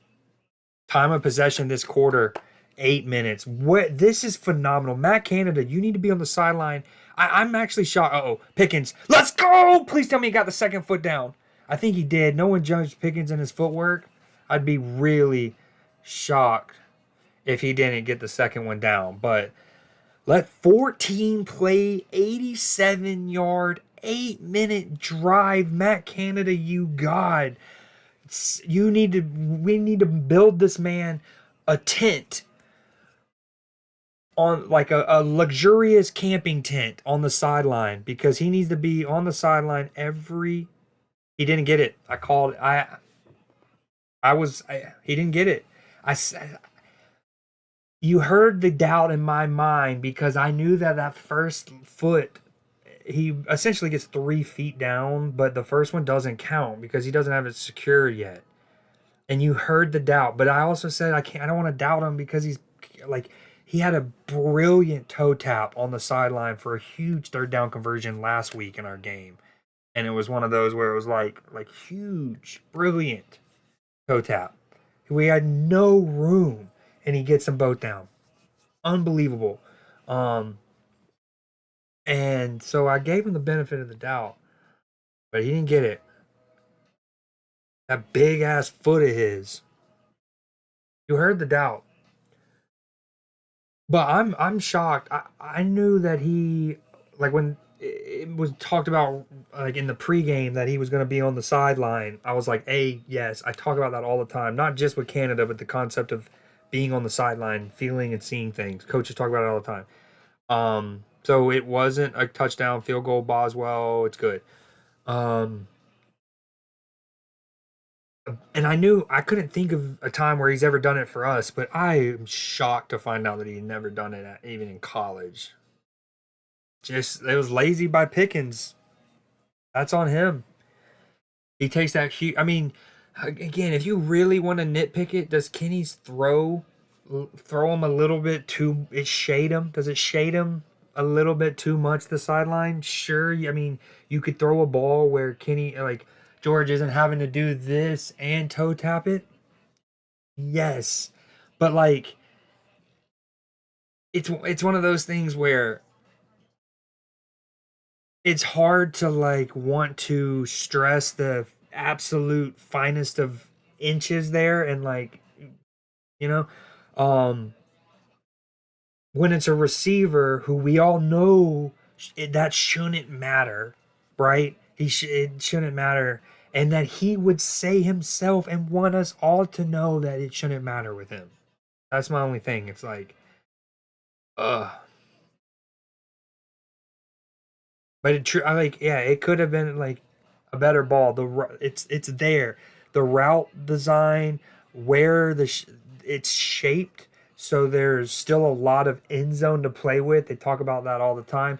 In practices, offenses often have a red line, and they use it. They put the red line a couple feet from the sideline, and receivers are supposed to run their routes, the stems and stuff. Um, or they run their routes along the red line. That way, when they get to the stem of their route, they're they're like, it's almost like laser drilled into their mind that this is where they're at. So you leave the quarterback room to throw the football on the outside. So that play, tons of end zone to work with. Kenny could have, like, again, a better ball. Pickens isn't needing to not only make it over the shoulder, but do that toe tap. But Pickens is good enough to do it, and that wasn't so bad of a ball. Like, it would, that second foot. I almost think he maybe thought that the first foot of the three would count, so he knew the second was clean, and then he didn't really, you know what I mean? Like, worry about tighten up, for the pun intended. Um, for the third foot, which would have been the second and the one that mattered. Dude, Derrick Henry finishing that run when third down when we have two people on him and bringing him down. He's an animal. See, and this is what helps Canada on the sideline with the tablet, going over what they see. And hopefully he's saying, like, because the wide receivers weren't there. It was Trubisky, Kenny, and Canada. Um, that can and that Canada is saying with no receivers around, so he's not saying it fake or, like, just to say it to appease the receivers. He truly means it. Is, Kenny, you could throw a better ball there, makes him not have to do that, but Pickens it shouldn't matter. You got late, and I felt it. Your boy called that live. I was like, did he get it in? I want to give him the benefit of the doubt because he's George Pickens, but come on, TJ. It's 13-13 game. Let's make sure the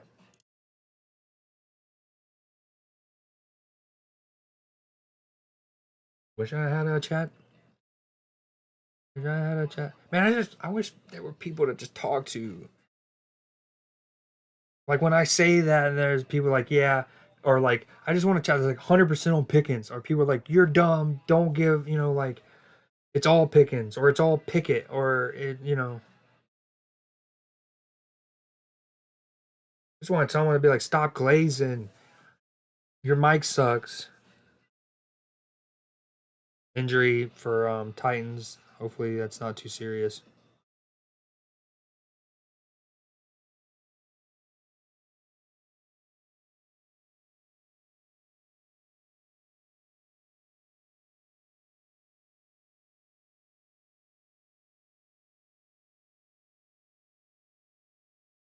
Those are so, man, dude. It's so, dude. Those moments are so tough. So it's like a running play, and basically the left tackle for the Titans is blocking, and he's kind of like going with the run is to the right. So the left tackle is not even really in the mesh, so to speak. But one of the Steelers players in their and them tackling Derrick Henry, there in like Derrick Henry's strength, that Steelers player's lower part of their body like kind of like slung into the side of that tackle, like not completely accidental, like super not malicious. Play action from the Titans. Alex Highsmith gets pressure. If that's incomplete, that's all on Highsmith. So first off, we love to see how much Joey Porter Jr. rookie has been matched up with DeAndre Hopkins a good bit. And he's done really well. I mean, hell, there's even that play where DeAndre Hopkins had the offensive pass interference. Great pressure from Alex Highsmith. DeAndre Hopkins did not catch it. Um, but yeah, the DeAndre Hopkins on Joey Porter Jr. Alex Highsmith with good pressure that kind of like rushes the throw, rushes everything. And then Joey Porter Jr. great to stay with him, even kind of competed for the little catch at the end.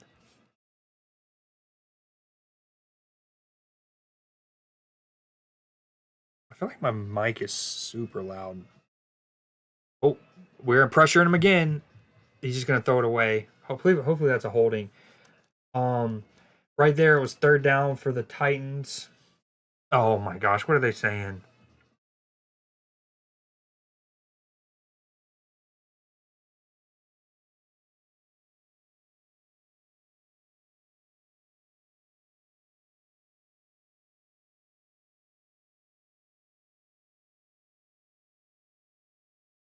What do they call? Another illegal contact on Patrick Peterson.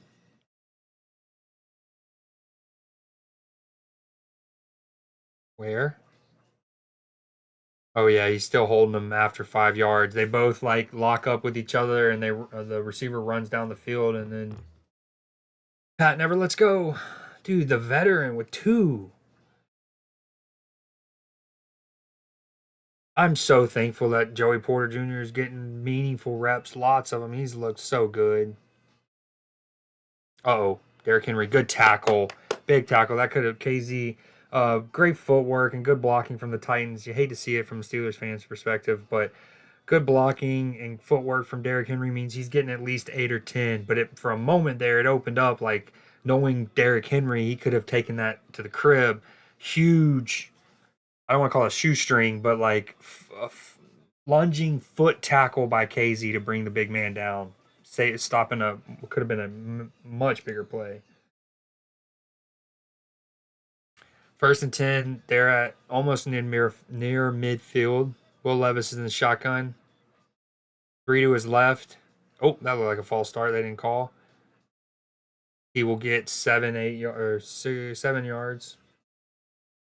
Looked like the right guard lifted his head up, but 13-13 ball game. 4 minutes to go.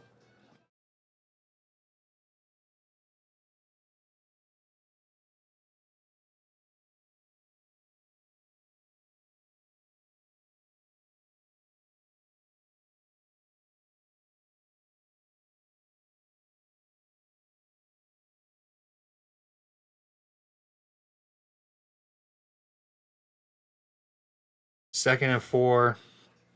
Oh, that look, dude. I hate this. Oh, Smith doesn't matter. Oh my gosh. All right, Derrick Henry's running down the sideline. Please.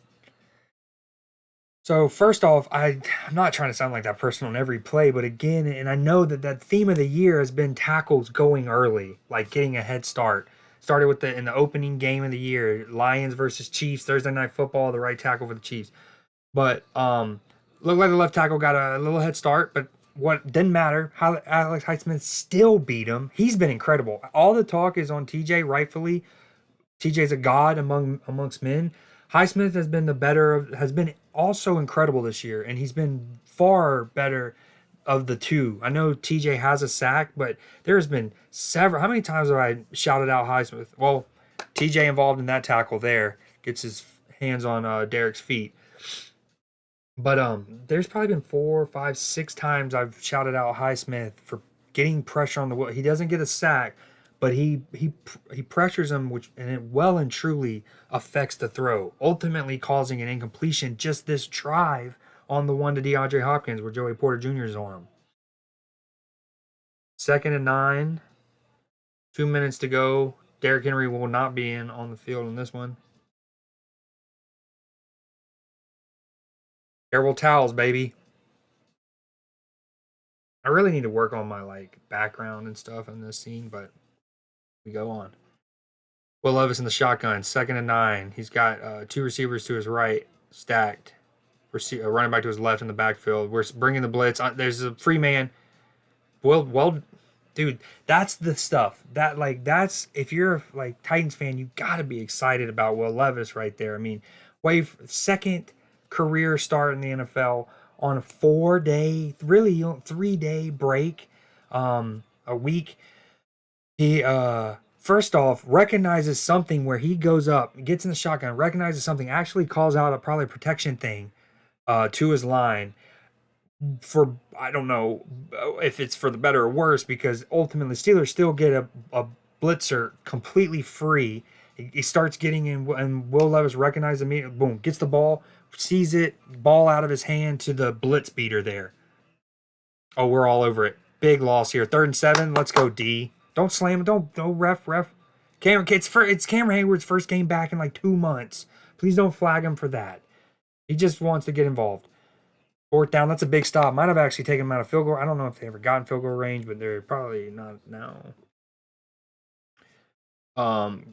They call a screen, and we have 2 players that are sniff it out, as they say. I mean, in the modern day game, if I hate to say, like, I'm surprised they didn't flag Cam Hayward there.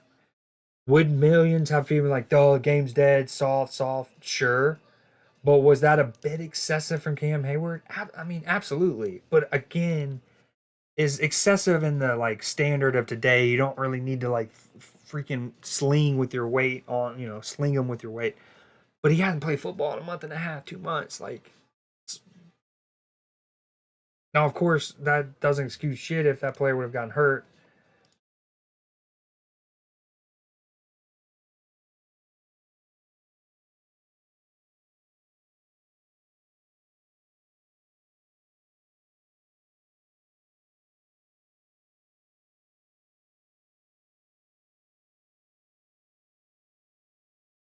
If could I?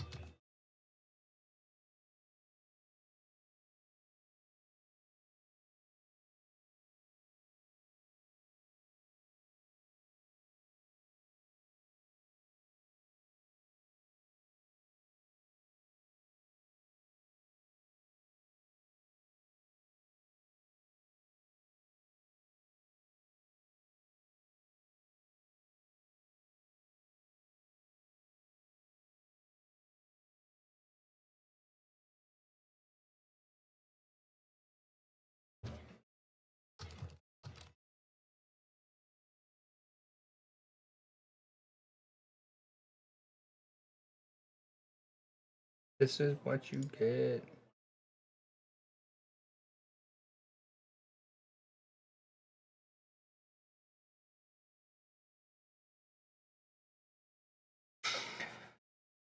Another good job of the defense bending but not breaking. This time they didn't get fully in the red zone, but they got down to about 25, holding to a field goal. They were still in field goal range. Again, you got to shout out Will Levis. They don't get a first down there, but his understanding of seeing that and then seeing that blitzer, getting the ball out of his hand quickly.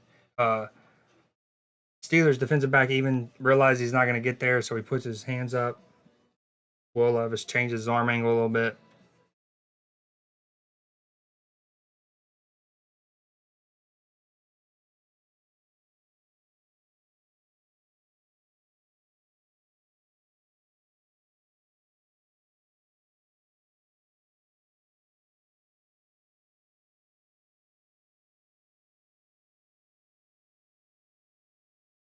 Three of our five drives have been sustained. I that alone, I'm like stoked for. We still only have 13 points, but you can say it's all from our offense. Whereas previously, like let's say, obviously we've scored defensive touchdowns and stuff, so that is added directly to our points. But even some of the other ones that would have been attributed to our offense, like a field goal, would have really been because of our defense getting a turnover and starting us with great field position, or the defense and special teams playing complementary football and like field positioning eventually getting us there.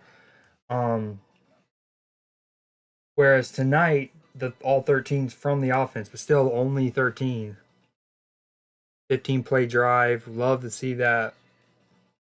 Had to settle for a field goal. Don't love that, but better than 3 and outs.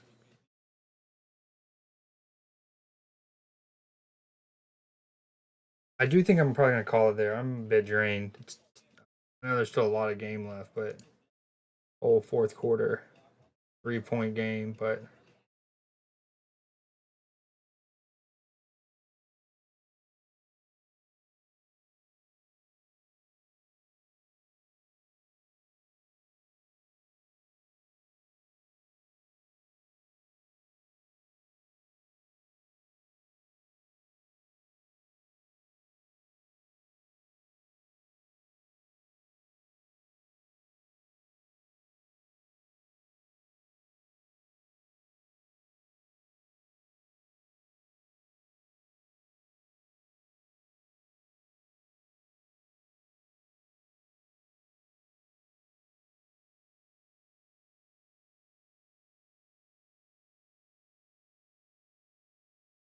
was this the play earlier? No, no, no.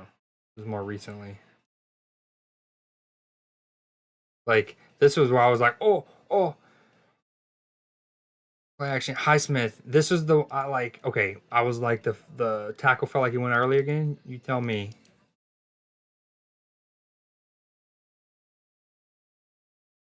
Again, I know that's been the theme of the year, but at least I know that I'm not being like, oh, look, you know what I mean? Like I saw it and it's there. That left tackle. He sees Highsmith shift and he gets nervous. Look at Highsmith slide along the line. Boom. That's a half a stride out early. And then this didn't matter. Highsmith still all over him. Shout out Will for somehow like even getting this in Derrick Henry's will like area. He's got Highsmith mounting him. Surely he would see that, and yet still delivers a catchable ball. And like, yeah, the part of like he had to kind of even like make it a little tougher of a catch for Derek to do that. That. Still probably shouldn't have needed to catch it on the bobble, but great concentration from the phenom. And then once he gets running like that, is there a scarier back in NFL history when they're like get ahead of steam in the open field? Um, but yeah, like another great play from Will Levis. I'm brilliant from Highsmith.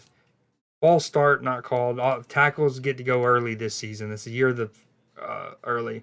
Boom, all over him. What a play! Fact he even sees him amongst all that is nutty. Oh, Deontay Johnson, baby.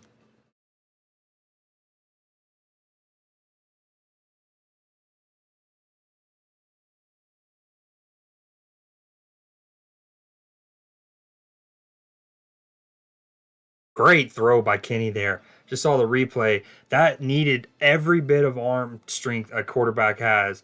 If it's too flat, it's pick six. If it's not good enough. It's broken, but it's not flat. It's broken up. He beats the freaking outstretched arms of the defensive back and gets it there to DJ for the first down. Good running from Warren. Strong. Has like a collision that he has to lower the boom on about 3-4 yards deep. Eventually gets like 7-8.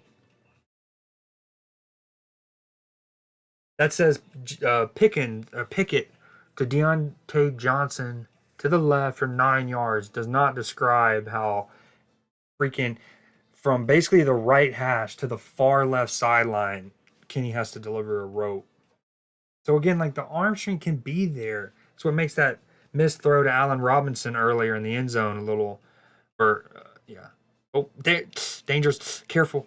Is oof. All right. So Steelers second down there. Looks like we're throwing a screen to Pickens. He only has one blocker over there.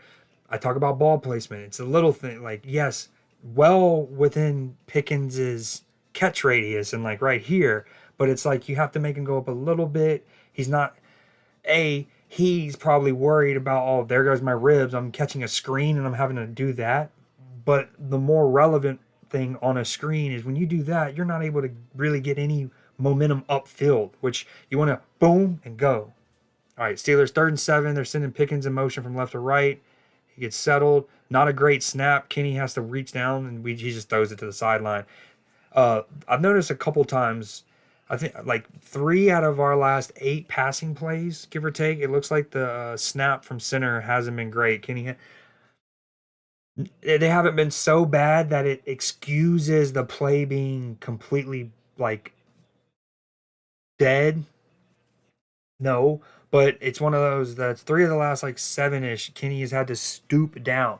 And again, that doesn't blow up a play like a truly bad snap that goes over the head or whatever of your quarterback.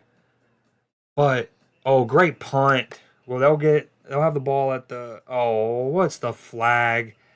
So if it's on the Titans, Steelers will have them pinned around the 8. Great punt from Harvin. Probably should have been fielded by the return man for Titan. He should have called a fair catch. Um, but so like obviously a bad snap you think of over the head or it's basically you're like, oh shit, let's hope this isn't recovered as a fumble. That's a truly bad snap, right? But they can also be like those where they're still caught by the quarterback and he's able, but it's just one of those things when they have to like reach down, their eye line is now altered for the like it's plays are like that. They're NFL play passing play is 2.5 to like depending on the quarterback, Kyler Murray or Lamar Jackson or something can make them go past 7 seconds. But 2.5 to 7 seconds. Um, Average play is probably like 3.5, 4 seconds long, right? So even having to look down for 1 second, that's a quarter of the play that you're looked down. And then when you think realistically everything's moving so fast, by the time you've lifted your eyes again, you then need like a half second to kind of like you have everything pre snap. Snap comes, you have to look down. You almost have to like then you lose a half second adjusting to what is now on in your. So anyways, even like a bad snap at the shin that's caught, it's essentially like cost you ruin about a second and a half of a 4-second play of your quarterback being able to see.